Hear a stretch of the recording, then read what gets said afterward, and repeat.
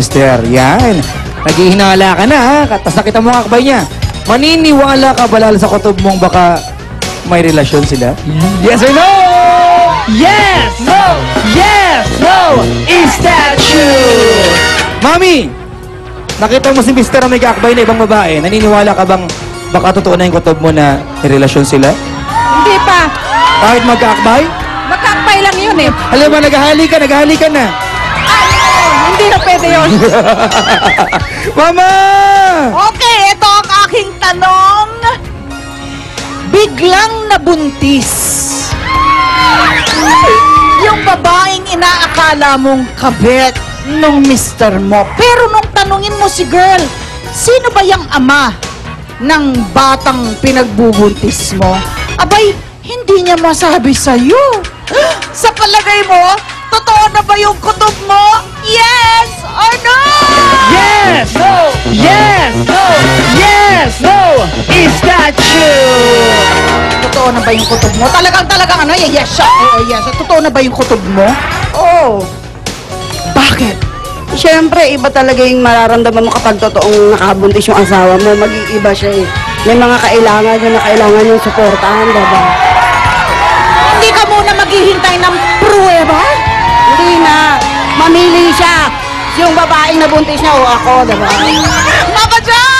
Ay nako, mamaya po talaga yung mga kwentong mag-uusapan natin ngayong araw na ito. This morning, sa show business, kaliwat kanan ng issue ng mga hiwalayan. Pero marami sa mga ito ay hindi naman nangyayari ng biglaan. Nako, kaya ang tanong natin sa taong bayan, ito, basta kinutuban, may kalokohan. Ay! Uunahin ko na to, ha. Ito. Umataw ka dyan. Ito kasi ito, mama. Tonto ako kasi sabi niya, hindi, kasi may tiwala ako sa asawa ko, di ba? Naniniwala ka ba, candidate number 1, na ang kutob ay wala naman talagang basihan? Hindi, walang kutob-kutob sa ngayon kasi mahirap ang buhay. Kasi pag sisimula ng ano yan, ng pag-ihiwalay yan eh. Pagkakinutuban ka, pag-ihiwalay yan, mag-iiwanan kayo ng paring mga anak ninyo. Mama! Ito hindi eh. Hahatawin ko lang yung isang oo dito. Halika dito, halika dito. Oo daw! Ha? Basta kinutuban, may kalokohan. Teka mo siya. Oo, kasi may katek siya. Mere. Ano? Hindi na kutob pa ba yan? Totoo na to, kasi nahuli ko siya. Bakit ano sabi sa text? Nabasa ko, magkikita pa sila sa top. Eh bakit parang ang saya-saya mo pa?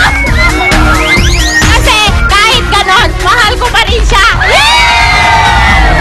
So, in short, paglalaban mo yung mister mo? Talaga, paglalaban ko, bandang uli, akin din siya. Bandang uli, akin din siya! Papa John! Ay, nako talaga. Ayan, mama, bakit ba dito nag-uusapan itong mga kutob-kutob na ito, ha? Ito yata yung ating Napagod ako sa inyo? week-long, Grabe. mama, week-long series natin to na... Oo, bugso ito ng kutob eh, no? Oo, ang pag-uusapan ngayon, yung kutob naman ng misis sa isang mister na baka may chicks. Oh, may yan. kalokohan. Pag Ayan. kinutuban, may kalokohan. Gamit ang lie detector machine, malalaman natin kung totoo ang kutob ng mga misis dito. Yung ating pong lie detector test na yan, sinusukat po ang heart rate at breathing pattern ng tao. Pero we also want to remind you that it's not the absolute truth. Hindi po conclusive, no? Gusto lang po nating simulan ang pag-uusap nitong mag-asawang makakasama po natin mamaya.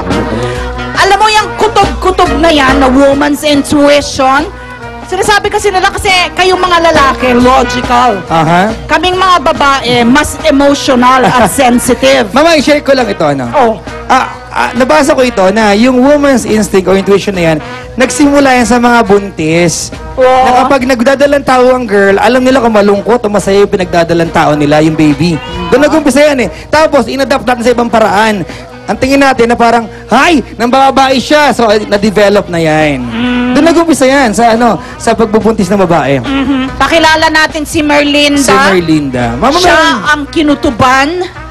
meron siyang kutob eh. Alamin natin, before tayo mag-break, meron ka daw kutob kay Mister. Ano yung kutob na yan? Yung kutob ko, yung kaibigan ko, lagi silang magkasama pag nagbibilyard, tapos nalaman ko pambuntis. Paras pa kaming buntis. Ay kaya lang, nauna nga lang ako nagbuntis. Mga ilang buwan lang, buntis din siya.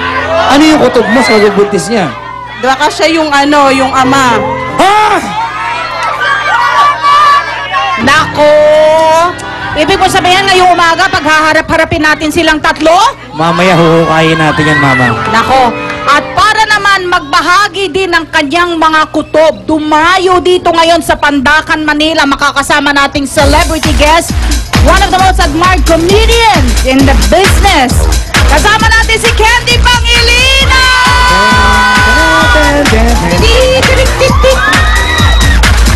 Good morning! Good morning! Magandang umaga po sa inyong lahat.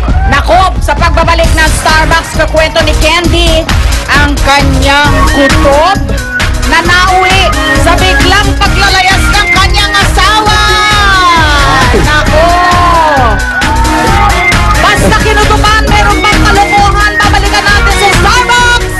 Dito, kasali ka!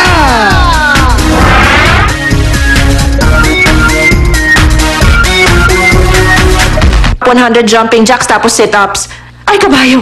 Nagulat ka ba o nagpapagyut ka? Sa Action School ngayong Lunes, malabanan naman kaya ang nararamdaman. 1, 2, 1, 2. Gawin mong tama. Sigurado ka? Baka magsisi ka.